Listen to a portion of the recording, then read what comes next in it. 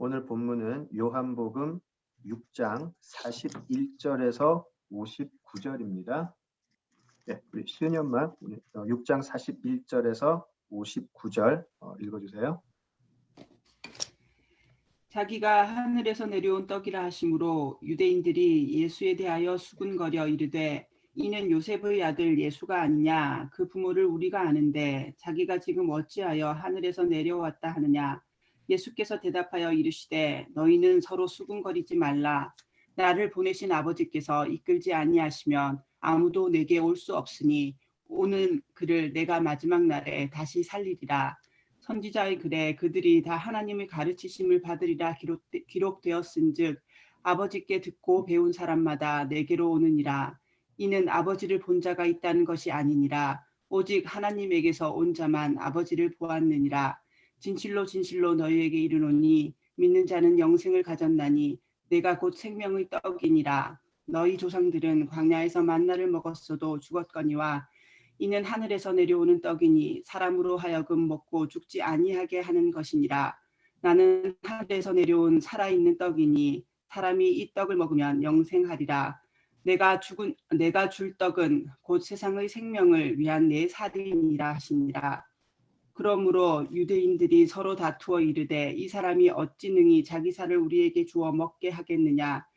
예수께서 이르시되 내가 진실로 진실로 너희에게 이르노니 인자의 살을 먹지 아니하고 인자의 피를 마시지 아니하면 너희 속에 생명이 없느니라. 내 살을 먹고 내 피를 마시는 자는 영생을 가졌고 마지막 날에 내가 그를 다시 살리리니 내 살은 참된 양식이요 내 피는 참된 음료로다.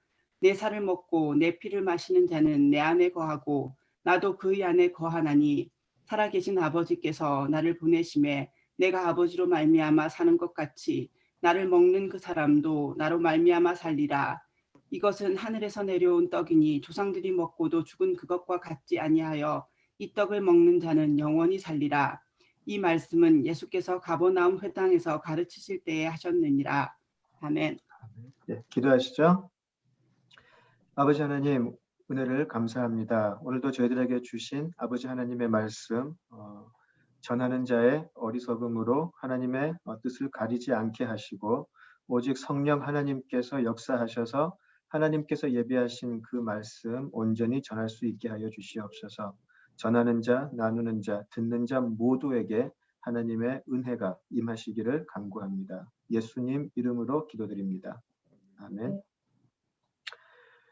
예, 우리가 지난주에는요, 구원에 있어서 하나님께서 우리를 구원의 자리로 데려가시고요, 몰아가시고 예수님께서는 그렇게 이끌림을 받아온 우리를 하나도 놓치지 않고 마지막 날에 살리신다는 것을 우리가 배웠습니다.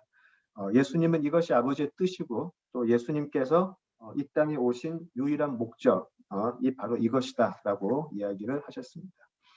그래서 우리는 단지 예수님이 하나님의 아들이다라고 인정하는 것 아니면 예수님 앞에 나오는 것만으로는 구원을 입체적으로 이해할 수는 없다라고 할 수 있겠습니다. 제가 말을 잠깐 실수했는데요. 예수님의 아들이라고 인정하는 것도 중요하지만 오는 것 자체가 어떤 동기로 오는 것인가, 그것이 사실은 가장 중요한 것이라고 할 수가 있겠습니다. 우리의 구원을 생각을 해보면은요, 우리는 많은 경우에 우리가 어떤 어려움을 겪고 어떤 동기가 있어서 우리가 예수님께로 나아갔습니다라고 보통 우리가 이해하기 쉽고요. 또 그것이 어쩌면 우리의 의지였고 우리의 뜻이었다라고 생각을 하는 경우도 많죠. 그리고 그런 것이 일종의 간증이 되어서 때로는 또 많은 경우 우리는 마치 이것이 우리의 뉘우침 또는 우리의 깨달음의 시작이 바로 우리의 깨달음이나 우리의 어떤 그 노력이 우리 구원의 시작이었다고 오해하는 경우가 상당히 많이 있습니다. 그러나 성경은 분명히 이야기를 하시죠. 오늘 본문도 그렇고요. 또 사도 바울, 또 여러 사도들의 서신을 보아도요. 우리의 구원은 하나님으로부터 시작해서 하나님으로 끝나는 것임을 성경은 분명히 이야기를 합니다. 우리가 히브리서 공부할 때 배웠던 것처럼 오직 예수님이 믿음의 시작이고 끝이었음을 우리가 알죠. 영어로는 우리가 예수님이 믿음의 author, 믿음의 작성자, 믿음의 시작, 믿음의 우리의 주체자였음을 분명히 하고 있고요. 믿음의 끝 역시도 예수님임을 이야기하였습니다.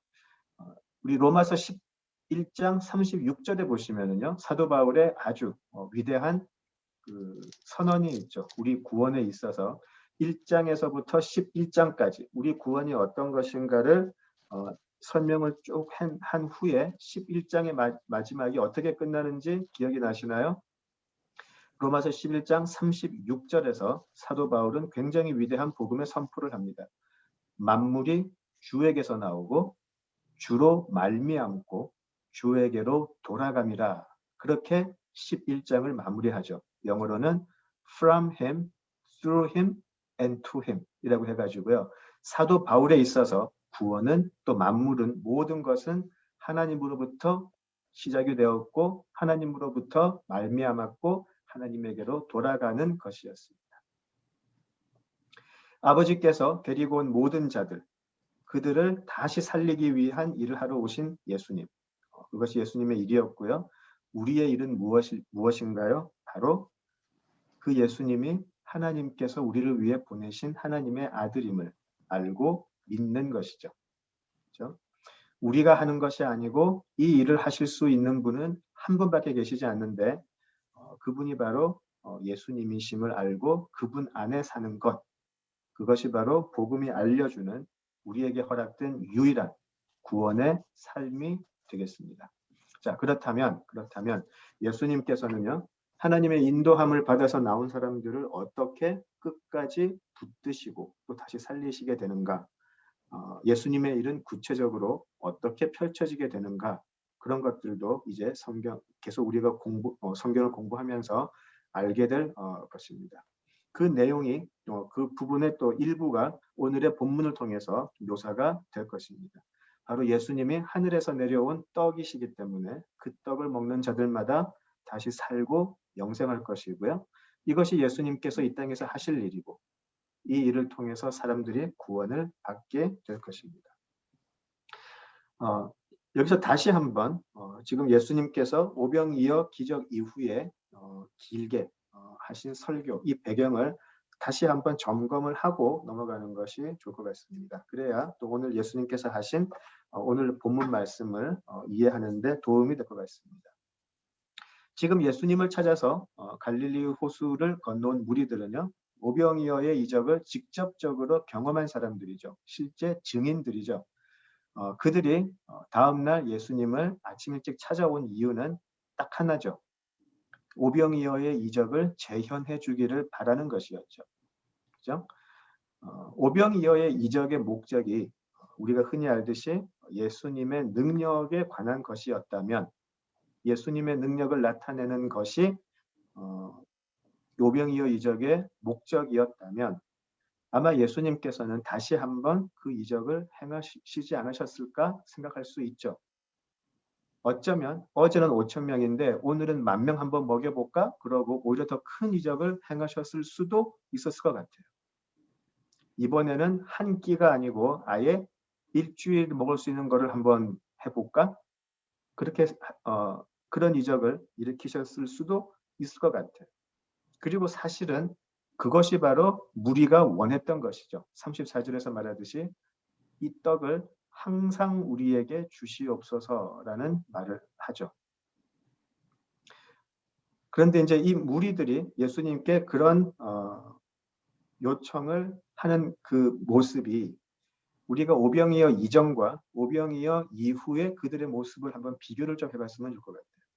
오병이어 이전에 그들이 예수님을 따라서 산에까지 따라갔다는 것은 물론 예수님이 그동안에 행하셨던 여러 이적을 보고 따라갔을 수도 있겠지만 그들은 그래도 예수님의 가르침에도 뭔가 들을 것이 있었고 궁금했기 때문에 따라간 것 같아요.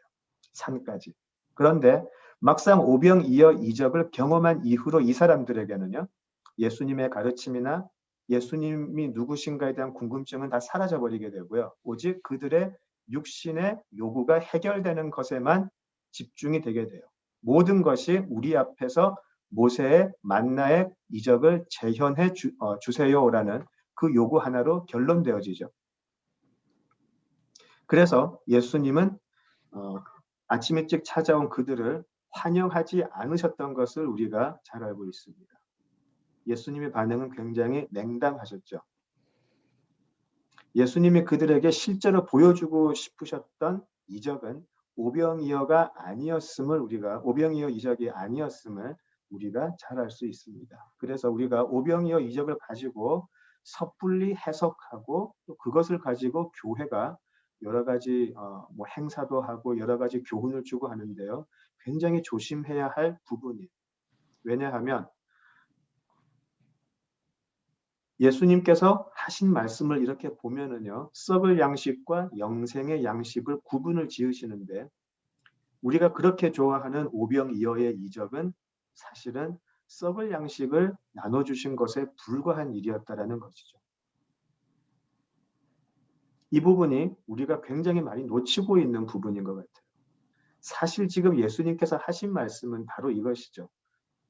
너희들이 나한테 온 거는 어저께 오병이어 이적을 보았기 때문이다. 너희들이 배불리 먹었기 때문이다. 그런데 나는 너희들에게 진짜 주어야 할 양식이 있는데 그것은 영생의 양식이다 라고 이야기하시는 것이죠. 오병이어의 이적이 예수님의 놀라운 능력을 표현하는 것에 그쳤다면 이런 반응을 보이시지는 않으셨을 것 같아요. 그런데 예수님께서는 지금 너희들이 어저께 그렇게 먹었던 배불리 먹었던 오병이어의 이적 이것도 사실은 너희들에게는 썩을 양식에 불과한 것이다라고 이야기를 하세요. 그것이 썩을 양식이었다라는 것이 무엇으로 증명이 되죠? 바로 그 사람들이 아침에 예수님을 찾아왔다라는 사실 자체가 그것은 썩을 양식이었다라는 것이죠. 만약에 그것이 영원히 그들을 배불리게 하는 양식이었다면 그들은 다시 찾아오지 않았겠죠. 그러나 그들은 그날 저녁 배불리 먹고 아침에 다시 배가 고파졌어요. 썩을 양식이었었어요. 여기서 우리 교회가 또 교인들이 굉장히 조심해야 할 여기가 바로 그 조심해야 할 부분이 아닌가 싶습니다. 우리 교회가 까딱 잘못하면 오병이어의 이적을 재현해 주겠다라는 것에 집중하는 무리가 될 수가 있다라는 거죠. 여러분들이 원하는 세상에서 배고파하는 것들을 채워줄 수 있는 곳이 교회입니다라고 우리 교회의 본질을 망각할 수가 있다라는 것이죠. 예수님은 분명히 우리 육신의 배를, 우리 육신의 배고픔을 채워주는 것은 썩을 양식에 불과하다라고 분명히 이야기하고 계시는데 우리 교회들은 많은 기독교인들은 지금도 예수님 앞에 나와서 이 오병이어의 이적을 재현해 달라는 것이죠.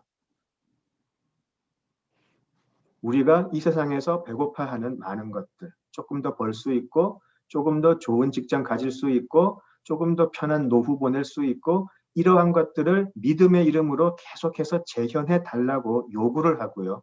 교회는 그 요구들을 충족시키는데 혈안이 된다는 것이죠. 자, 그때 우리는 교회라는 이름으로 모이지만 교인이라는 이름으로 모이지만 그것은 썩을 양식을 바라고 또 썩을 양식을 주겠다라고 하는 무리에 불과하다라는 것입니다. 거기에 예수님은 계시지 않아요. 예수님은 어떻게 이야기하시나요? 영생할 떡을 찾아야 되는데 그 떡이 바로 나다라고 이야기를 하세요. 그러나 그 떡이 바로 예수님인 줄 아는 사람들은요. 하나님께서 인도해 주신 사람들만 그럴 수 있다라는 것이죠. 자, 이것이 우리가 예수님께 어떻게 나아오나의 큰 차이가 될 것 같습니다. 41절에서 43절을 한번 보실까요? 6장 41절에서 43절. 자, 예수님께서는요. 지난 33절에서 35절에서 하셨던 말씀을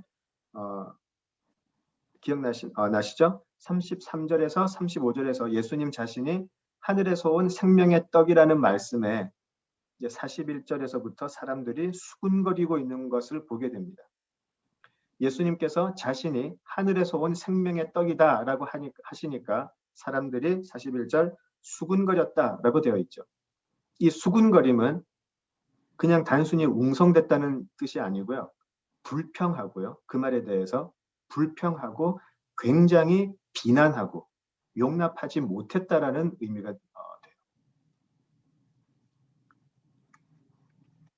어제 오병이어 이적을 행할 때는 굉장히 능력 있는 사람으로 보았는데 지금 하는 말을 가만히 들어보니까 저 사람 약간 사기꾼 아니야?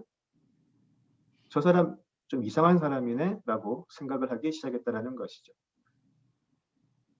우리들 표현으로 하면 내가 이러려고 여기까지 아침부터 달려왔나? 그런 말을 했다는 것이죠. 가만히 보니까 저 사람 약간 미친 사람 같은데 그렇게 이야기를 하더라는 것이죠. 왜냐하면 42절을 보실까요? 이르되 이는 요셉의 아들 예수가 아니냐 그 부모를 우리가 아는데 자기가 지금 어찌하여 하늘에서 내려왔다 하느냐라고 이야기를 하죠. 그 사람들은 예수님이 누군 줄 안다라고 생각을 했었어요. 그죠? 자, 그들의 비난의 초점은 지금 여기에 와 있어요. 저 촌동네, 우리가 살고 있는 어바나 샴페인 같은 촌동네에서 요셉이라고 하는 목수의 아들인 것을 우리가 뻔히 알고 있는데 어려서부터 거기서 자라고 그냥 별거 없이 그냥 살고 있는 그냥 촌놈으로 알고 있는데 갑자기 자기가 하늘에서 왔다라고 하니까 받아들일 수가 없는 거죠. 내가 너의 근본을 알고 있는데 왜 네가 하늘에서 온 사람이라고 허풍을 떠느냐라고 지금 수군거리고 있다라는 것이죠. 그런데요, 성경을 우리 오늘 6장 본문을 자세히 읽어보시면은요, 예수님께서 호칭을 어느 순간부터 바꾸셨음을 아실 거예요. 하나님을 어느 순간부터 아버지라고 부르고 계셨어요, 사실은. 자, 무리는 예수님의 아버지가 요셉이라고 생각을 했었어요. 저 사람은 요셉의 아들이었었어요. 근데 사실 예수님은 이 사람들이 수군거리기 이전부터 하나님을 계속해서 아버지라고 부르고 있었어요. 지금 예수님은 요셉의 아들로서 지금 서 있는 것이 아니고 예수님은 하늘의 하나님의 아들로 서 있었음을 사실은 이야기를 하고 계셨어요. 자, 똑같은 모습을 사마리아 여인과의 대화 속에서도 우리가 찾을 수 있어요. 사마리아 여인이 우리가 어디서 예배를 드려야 참 예배가 되는 것입니까? 라고 물어보았을 때 예수님이 그렇게 대답하시죠. 여기도 아니고 저기도 아니고 너희가 진정으로 아버지께 예배 드릴 때가 온다라고 해가지고요. 하나님이 아니고 내 아버지께 예배 드릴 때가 온다라고 대답하신 것을 기억을 하실 거예요. 지금 예수님께서는 자신이 누구인지를 우리에게 계속해서 알리고 계셨어요. 그 호칭으로.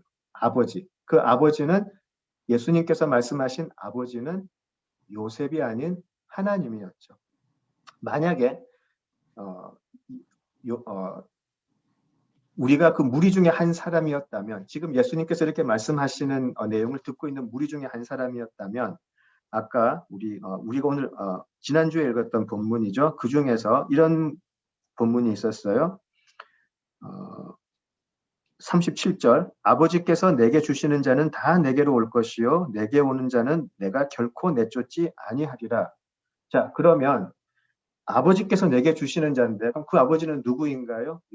자기 아버지 요셉이 내게 주시는 자였을까요? 그죠? 아니죠?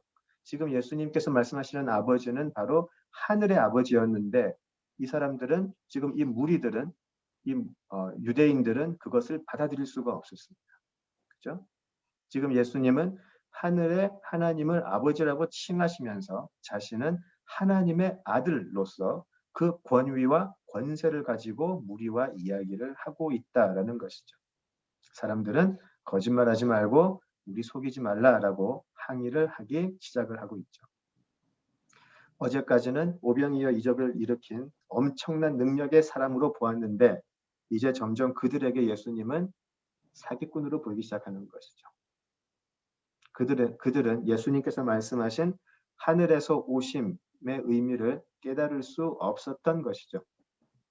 이제 앞으로 그들은 계속해서 예수님의 영적인 말씀을 육적으로 계속해서 해석을 할 거예요. 44절에서 46절을 보시면 특별히 44절을 보시면 예수님께서는 이 구원의 시작이 바로 예수님의 아버지로부터 시작될 것임을 말씀을 하시죠. 나를 보내신 아버지께서, 내 육신의 아버지 요셉이 아닌 나를 보내신 아버지께서 이끌지 아니하시면 아무도 내게 올 수 없다라고 이야기를 하세요. 그 강력한 구원으로의 이끄심의 주체가 나의 아버지다라고 이야기를 하시는 것이죠. 자, 여기서 아버지께서 이끄신다, 이 이끄심의 표현은요, 하나님께서 자, 하희경, 내가 예수라는 내 아들을 보냈으니까 한번 만나봐. 예수께 한번 나가봐. 교회 한번 나가봐. 성경 한번 읽어봐. 이런 식의 이끌림이 아니에요. 여기서는요, 하희경이라는 사람을 멱살을 딱 잡고요. 멱살을 딱 잡고 예수님 앞으로 하나님이 완전히 이끌고 가시는 거예요. 저희 어머님이 항상 하시는 표현이 있는데 조dim이 꽉 쥐고 달아나지 못하게 조dim이 꽉 쥐고 원하는 곳으로 데려다 놓는 그런 표현이에요. 하나님의 이끌리심은 마치 광야에서 하나님이 이스라엘 민족을 완전히 몰아가지고요. 홍해를 건너고 광야에서 살면서 나중에 가나안으로 몰고 가신 것처럼 하나님이 택하신 자녀들은 멱살을 딱 잡고요. 절대로 놓지 않고 목적지까지 이끄신다라는 표현이에요. 그것이 아버지께서 나에게 이끄신다라는 표현이죠. 때로는 그 하나님께서 붙잡으신 그 멱살이 너무 부담스럽고 너무 싫고 너무 아프고 너무 힘들고 그래서 멱살 놓아주세요라고 할 수 있어요. 우리가. 이렇게까지 해야 됩니까? 남들은 편하게 간 것 같은데 나는 왜 이렇게 거칠게 다루세요? 불평할 수 있어요. 그러나 하나님께서는 우리를 분명히 잡으시고 그 예수를 만나야 하는 자리까지 강력하게 이끌고 가신다라는 표현이에요. 자, 그렇게 하나님의 열심으로 이끌어 주신 하나님의 택하신 백성들은 예수님께서 한 사람도 놓치지 않고 구원해 내실 의무가 있다라고 예수님은 이야기하세요. 아버지께서 데리고 오셨으니까 아들인 나는 그 사람 한 사람도 놓치지 않고 마지막 날에 구원을 받게 하겠다, 영원히 살게 하겠다라고 지금 이야기를 하시는 거죠. 인간 스스로 깨달아서 구원의 첫 발걸음을 절대 놓을 수 없어요. 구원의 주권은 하나님께 있는 것이지 인간의 능력이나 열심에 결코 달려있지 않죠. 인간은 전적으로 타락한 존재이고요. 그 원죄는 하나님을 의지하지 않고서도 스스로 높아지려는 욕망에 있었음을 우리가 기억을 해야 할 것 같습니다. 그 어떤 인간도 구원을 스스로의 힘으로, 노력으로 이룰 수 없음을 분명하게 알아야 할 것 같습니다. 자, 45절을 보실까요? 선지자의 글에 그들이 다 하나님의 가르치심을 받으리라 기록되었은즉 아버지께 듣고 배운 사람마다 내게로 오느니라. 예, 이것은 구약의 내용인데요. 성경 그 관주를 보시면 이것이 이사야서 54장 13절에서 왔다라고 표현이 되어 있을 거예요. 성경에. 이사야서 54장 13절의 말씀을 지금 예수님께서 인용을 하신 건데요. 이렇습니다. 내 모든 자녀는 여호와의 교훈을 받을 것이니 내 자녀는 큰 평안이 있을 것이며 바로 이 부분이거든요. 이사야서 54장 13절인데요. 이 부분은 하나님께서 바벨론의 포로 생활을 끝내고 나서 새로운 예루살렘이 회복되는 그 모습을 보여주시고요. 또 약속하시는 것이죠. 새로운 예루살렘이 회복될 때는 너의 모든 자녀들은 여호와의 교훈을 받을 것이다. 바로 지금 그 부분을 인용을 하시는 것인데요. 모든 이스라엘의 자녀들은 여호와의 교훈을 받게 되고 그리고 예수님께서는 그 여호와의 교훈 받음을 하나님의 가르치심을 받는 것으로 이제 인용을 하시는 거죠. 그 가르치심의 결과로 그죠? 듣고 하나님의 말씀을 듣고 또 배운 사람들은 그 결과는 무엇인가요? 예수님께로 나오게 되는 것이다 라고 이야기를 하는 것이죠. 이제 새로운 예루살렘이 임할 때는 하나님께 교훈을 받을 것인데 오늘 본문 45절을 보시면 아버지께 듣고 배운 사람마다 내게로 오느니라 라고 이야기를 하세요. 이사야 선지자를 통해서 약속하셨던 예언하셨던 그 내용의 그 예언의 결론이 나에게 나오는 것이 될 것이다 라고 되어 있어요. 다시 말씀드리면 하나님께 듣고 배웠다면, 내가 정말 하나님께 듣고 배운 것이 맞다면 그 결론은 예수께 나오는 것이 될 수밖에 없다라는 것이에요.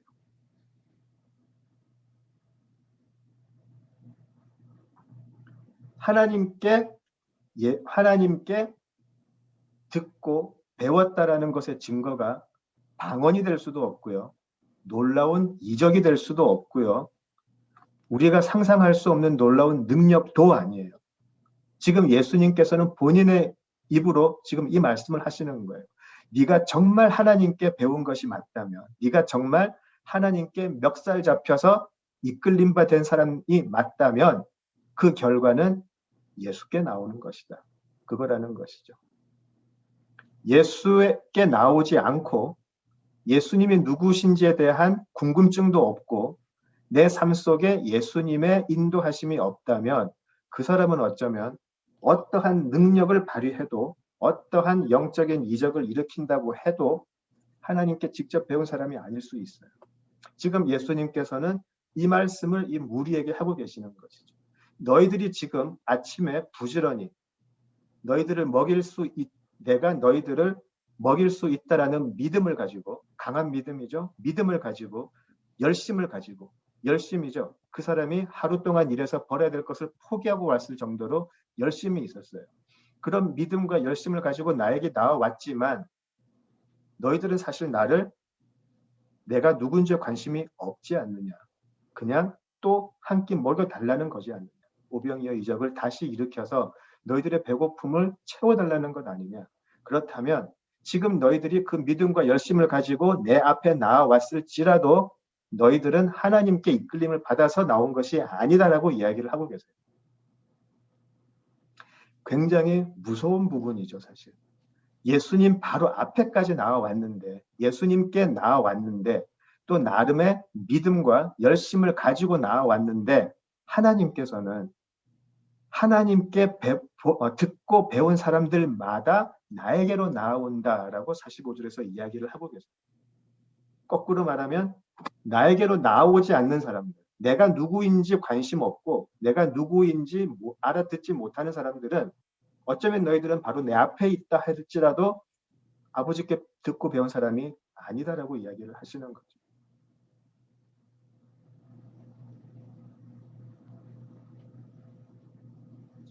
지금 예수님 앞에 나와 있는 무리, 그 사람들의 의도와 목적은 전혀 다른 것이었어요. 하나님께로 듣고 하나님께 배워서 온 것이 아니고요. 만약에 그랬다면 지금 오병이어의 반복되는 이적만 바라며 예수님께 오지 않았을 거예요. 당신은 도대체 누구십니까? 그 질문을 했었겠죠.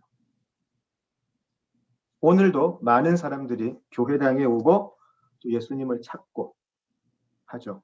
그러나 그들의 소망, 또 그들이 구하는 것이 오병이어 이 세상에서의 만나라면 어쩌면 그들은 진정으로 하나님의 이끌림을 받아온 사람들이 아닐 수 있다라고 예수님께서 분명히 말씀하세요.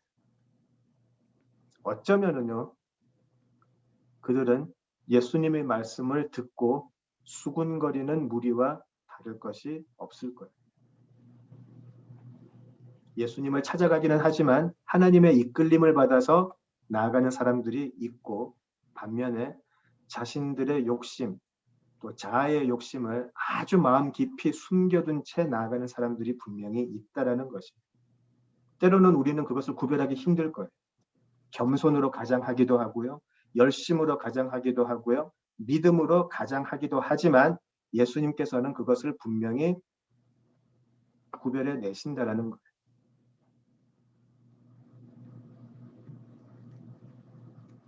사실 7절에서 51절을 한번 볼까요?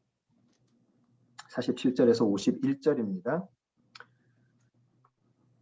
47절에서 51절을 보시면 이제 광야에서 이스라엘 그 선조들이 경험을 했던 만나, 그리고 예수님 자신을 이제 비교하시게 되죠. 자, 중요한 것은요. 그들이 그렇게 이스라엘 사람들이 최고의 이적 중에 하나라고 인정을 했던 역사 속에서 그 광야의 만나, 40년 동안 한 번도 빠지지 않고 매일매일 공급이 되었던 그 만나. 그런데 그 만나를 먹은 사람들은요, 딱 그날 하루를 살았죠. 그죠? 딱 그날 하루를 살았어요. 그래서 매일 그 만나를 모아야 했고 먹어야 됐어요. 그리고 그 다음날 다시 만나를 구해야 했죠. 우리가 잘 알듯이 만나가 처음 광야에서 주어질 때는요, 하나님께서 그날 먹을 것만 구하고 안식일을 위한 것을 제외하고는 결코 여분을 남기는 것을 허락하지 않으셨죠. 물론 그것은요, 가장 큰 뜻은 우리는 매일매일 새로운 하나님의 은혜로 살아가는 것을 의미했기 때문에 그것을 되새기는 큰 의미가 있죠. 그런데 또 하나의 의미가 있었어요. 그것은 뭐냐면 만나의 유효기간이에요. 안식일을 제외하고는 만나의 유효기간은 딱 하루였었어요. 유한하다는 거죠. 육의 양식은 유한하고 영속할 수 없음을 상기할 수밖에 없었어요. 하나님으로부터 듣고 배운 사람들이었다면 이것을 깨달았어야 했을 거예요. 우리 조상들은 49절을 보시면은요. 49절을 보시면 예수님이 바로 그 말씀을 하세요. 너희들이 그렇게 귀하게 보는 광야에서 만나의 이적 생각해보자. 너희 조상들은 49절 너희 조상들은 광야에서 만나를 먹었어도 죽었거니와 라고 이야기를 하죠. 놀라운 이적이었지만 그래도 그 만나를 먹었던 조상들이 아직까지 살아있느냐? 영생하지 못하지 않았느냐? 만나는 하루면 지나서 썩어지고 벌레가 생길 수밖에 없는 유한한 것이었다라고 이야기를 하세요. 먹었는데 다 죽지 않았느냐? 그렇다면 먹으면 영원히 죽지 않을 만나는 없는가? 왜 그것을 궁금해하지 않느냐? 왜 그것을 찾지를 않느냐? 그리고 그 영원히 죽지 않을 만나가 되는 내가 바로 지금 너희들 눈앞에 있는데 너희들은 그것을 알아보질 못한다. 왜냐하면 너희들은 아버지께 듣고 배운 자가 아니기 때문에 아버지께 멱살 잡혀서 나한테 이끌려 온 사람들이 아니기 때문에 너희들이 그것을 구하지도 않고 나를 알아보지도 못하는 거 당연하지라고 이야기를 하시는 거죠. 영생의 생명을 주시는 떡 앞에서 한 끼만 지나면 또 배가 고플 만나를 달라라고 요구하는 것이 이 무리의 모습이고 또 저와 여러분의 모습은 아닐까? 많은 교인들의 모습은 아닐까? 고민하면 좋겠습니다.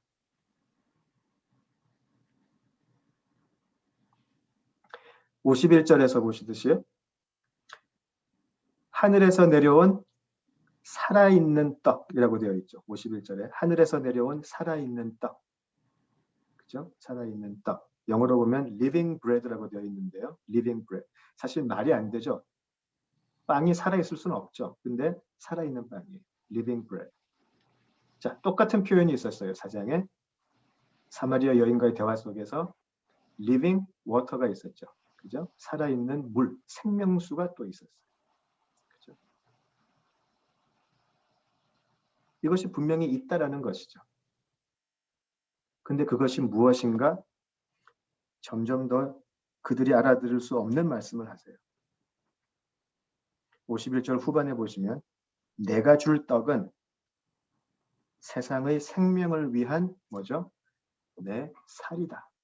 플래시라고 하죠. 내 살이 바로 그 떡이다 라고 이야기를 하세요. 자, 이 부분에서 52절을 보시면 그러므로 유대인들이 서로 다투어 이르되 라고 되어 있어요. 이 말씀을 하시니까 유대인들은 이제 더 큰 소동을 벌이죠. 이제 서로 자신들끼리 논쟁하기 시작하고요. 자신들끼리 그 오해 속에서 점점 더 예수님에 대한 불신만 더 커져가는 것 같아요. 소동을 부렸다고 되어 있어요. 심한 논쟁이 자기들 사이에서도 일어났어요. 자신의 살이 떡이면 어떻게 그 살을 우리 보고 먹으라고 하는 것인가? 거의 인육을 먹는 거잖아요. 그죠? 자, 실제로요, 그 초대교회 시대에는 바로 이 부분 때문에 그리스도 공동체가 심한 핍박을 받고 오해를 받기도 했었어요.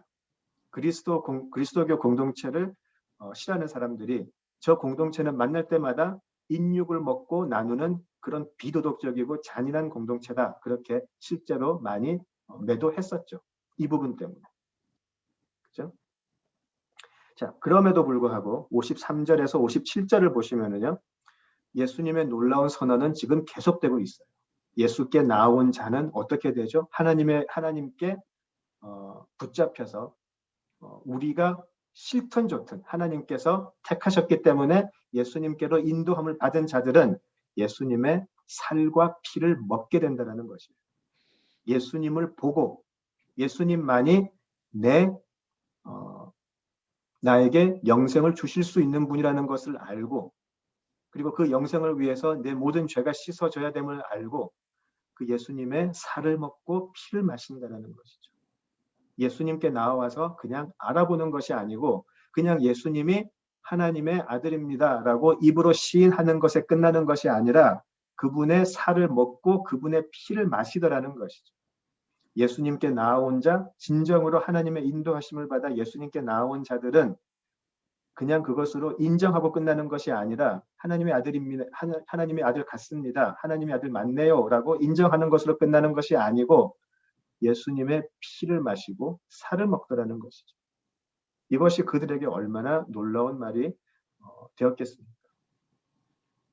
오직 그분의 살을 먹고 피를 마셔야만 영생을 가지고 부활한다고 하니까 얼마나 놀랐을까요?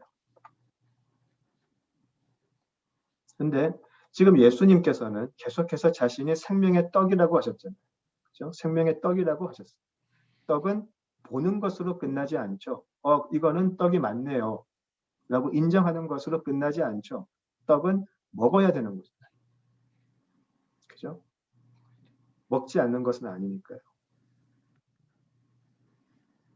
우리가 예수님께서 말씀하시는 먹는다 또 마신다가 실제로 예수님의 정말 살을 뜯어서 먹는 것이 아닌 것은 우리가 알고 있어요. 또 어떤 사람들은 이 부분을 들어서 성찬식을 좀 지나치게 강조해가지고 성찬식에서 쓰이는 떡이 또 실제 예수님 그 떡과 와인이 예수님의 살이고 피라고 또 이야기하고 또 카톨릭은 특별히 거기에 굉장히 중요시하죠. 그죠? 그래서 성찬식에 참여하는 것이 구원의 조건인 것처럼 말하는 사람들도 있고요. 그죠? 행사적인 어떤 그 행사적인 지금 구원을 말씀하시는 게 아니죠. 반드시 성찬식에 참여해야만 예수님의 살과 피가 성찬식을 통해서 너희들에게 먹혀지고 또 마시게 될 것이다. 지금 그 말씀하시는 건 아니죠. 우리가 예수님의 살을 먹는다, 피를 마신다라는 것은 예수님과의 신비한 연합에 또 다른 의미가 있어요. 그것은 우리가 좀 나중에 다른 본문을 통해서 살펴보도록 하고요. 예수님께 나아가서 그분의 십자가, 고난, 죽음. 왜냐하면 살이 뜯기고 피를 흘린다라는 것은요. 바로 그분의 십자가의 고난 그리고 죽음을 의미하는 것이죠. 그분이 십자가의 고난 또 죽음을 통해서 나의 대속을 이루시고요. 그리고 그분은 우리 삶의 완전한 주인으로 들어오시는 것. 그리고 이 삶 속에서 오직 그 주인만을 섬기고 따라가면서 내 뜻대로 사는 것이 아니라 그 주인의 뜻대로 사는 것. 그게 하늘에서 온 생명의 떡을 먹고 피를 마시는 것이 되겠죠. 어느덧 우리들의 신앙 속에서 어떻게 예수님이 우리의 주인이 되시는지 거기에 대해서 큰 감격이 없이 지나가는 게 너무 많은 것 같아요. 특히 신앙생활을 어렸을 때 하신 분들은 십자가 부활은 너무나 상투적인 표현이 되어버렸고요. 마치 예수님이 우리를 위해서 십자가에 돌아가신 게 당연하다는 듯이 생각을 할 수도 있어요. 굉장히 기계적인 감동을 해요. 그냥 찬양 부르면 그냥 눈물 한번 흘리면 그것이 우리의 진정한 신앙의 고백인 줄 착각을 하게 되고요. 그냥 십자가 하면은 언제든지 울 준비가 되어 있고 굉장히 기계적인 감동을 하는 것으로 전락해버린 것은 아닌가 싶어요. 그러나 우리는 매일매일 우리가 매일 음식을 먹듯이 광야에서 이스라엘의 조상들도 매 끼의 만나를 먹었듯이 우리는 매일매일 예수님의 살을 먹고 피를 마셔야죠. 우리 삶 속에서 십자가의 대속, 죽음, 부활은 매일매일 먹고 마셔야 하는, 매일매일 씹어 먹고 마셔야 하는 예수님의 은혜인 것이죠.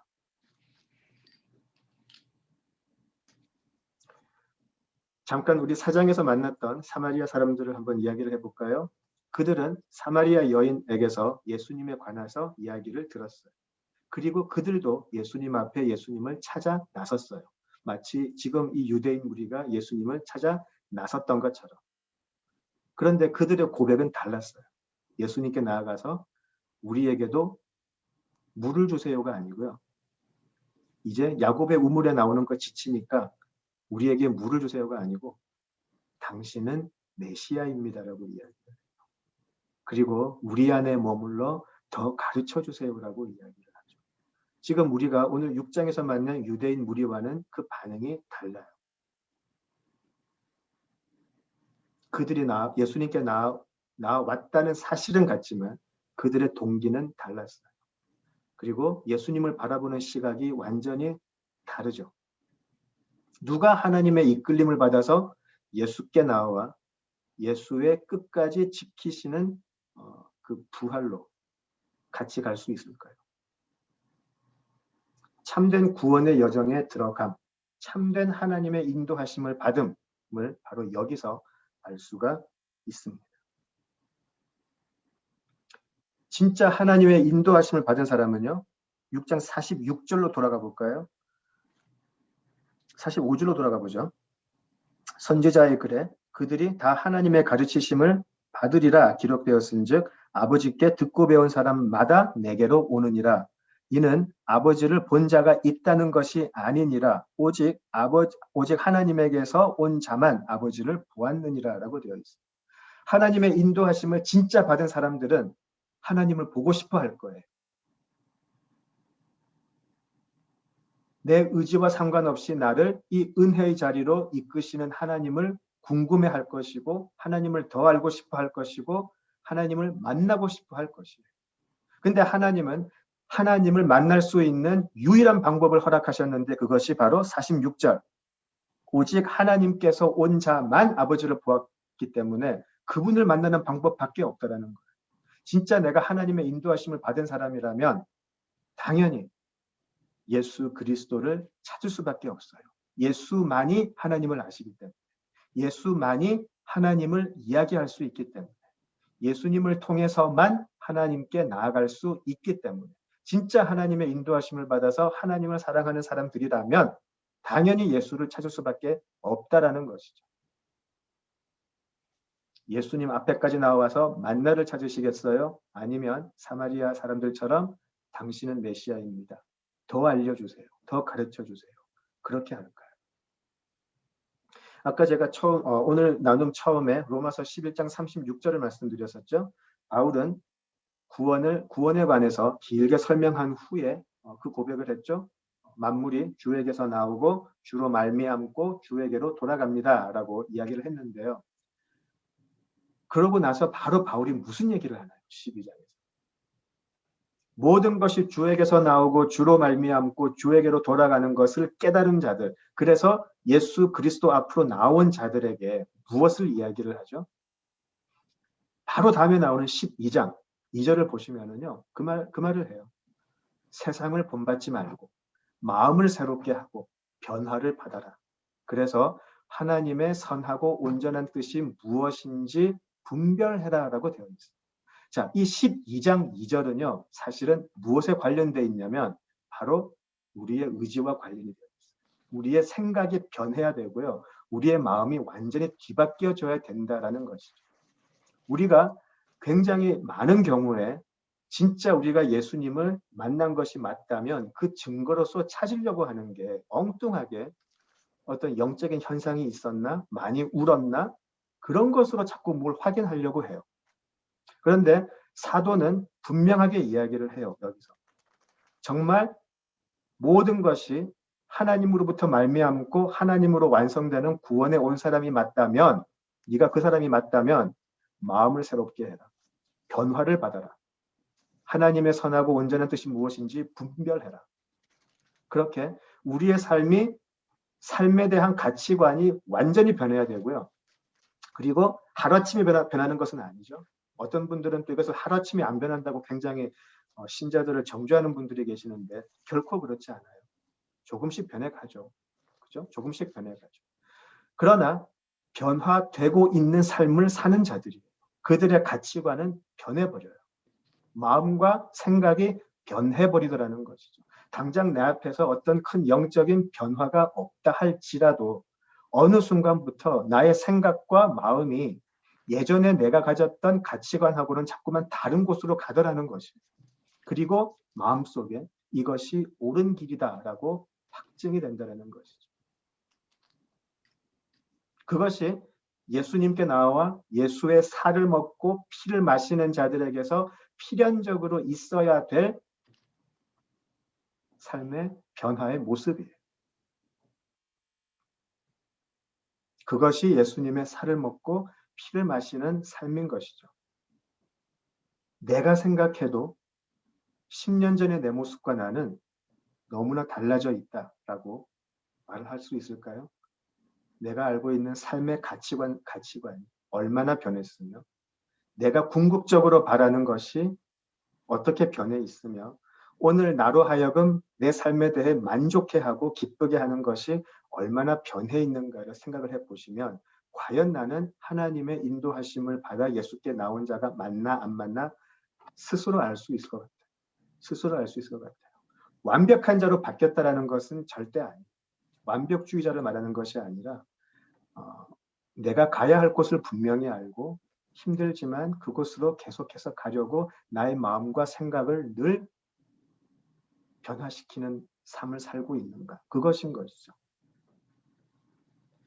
금방 뜨거워졌다가 또 금방 식어버릴 그런 어떤 기분이라 그럴까요? 어떤 이모션 같은 거 그런 것을 말하는 게 아니에요. 우리 신앙은 냉정해져야 되고요. 우리 신앙은 그런 우리 삶의 가치관의 변화, 오직 십자가와 부활만을 바라보고 이것만이 옳은 길입니다. 그래서 저도 이 길을 따라가겠습니다라고 분명히 다짐하고 행하는 사람들에게 증거가 되는 것이죠. 그런 사람들에게는 예수님께서 너무나 놀라운 약속을 해주세요. 하나도 잃어버리지 않고 마지막 날에 살리시겠다. 할렐루야 대답이 나오시나요? 예수님께서 이런 약속을 해주셨어요. 그렇게 사는 사람들은 내가 하나도 잃어버리지 않고 지키고 마지막 날에 살려내겠다라고 하세요. 왜냐하면 그것이 예수님이 아버지께로부터 받은 임무이기 때문에, 사명이기 때문에 그래요. 우리가 그 속에 있다면 지금 완벽하게 변화되지 않았을지라도 예수님께서는 끝날까지 분명히 지켜내시겠다라고 예수님은 이야기를 하세요. 하나님께 이끌림을 받아서 예수께 나온 사람들은 오병이어의 이적 위에 십자가를 보는 사람들이고요. 그 십자가를 통해서만 내가 하나님의 진노를 피할 수 있다는 것을 깨닫게 되는 사람들이죠. 하나님께 이끌림을 받아서 온 사람들은, 예수님께 나온 사람들은 예수님의 살과 피를 먹지 않으면 그분과 연합되어 살 수 없음을 분명히 아는 사람들이죠. 우리가 한번 우리를 되돌아볼까요? 우리는 예수를 믿어서 구하고자 하는 것이 과연 무엇일까요? 혹시 우리는 예수께 나와서도 끊임없이 내일이면 없어질 만나를 계속해서 구하는 사람들은 아닐까요? 내일이면 없어질 만나를 쌓아놓은 사람들, 내일이면 썩어 없어질 만나를 많이 쌓아놓은 사람들을 보면서 그거 부러워하고 때로는 그것이 없어서 불안해하고 힘들어하는 그런 사람들은 아닌가요?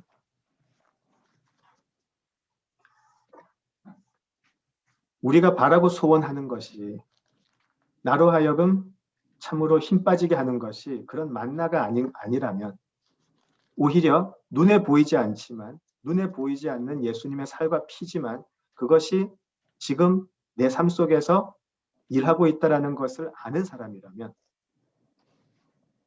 우리는 하나님께로 이끌림을 받아서 예수님께로 나온 자들이 맞아요. 그리고 그렇기 때문에 우리에게는 그 위대한 예수님의 약속이 우리에게도 유효한 것이죠. 오늘 우리가 불렀던 찬송가 한번 생각을 해보실까요?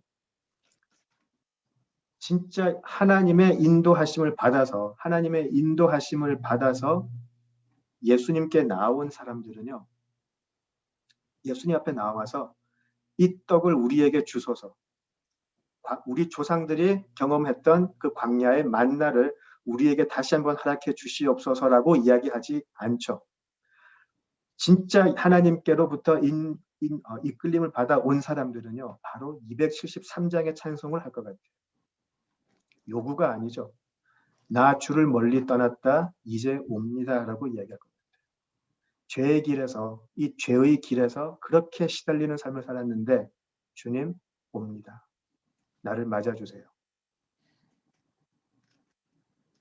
마지막 절을 보시면 나 바랄 것이 무엇인가? 우리 주 예수라고 했어요. 날 위해 죽임당하신 그것 믿고 옵니다. 주여 나를 받으사 맞아주소서.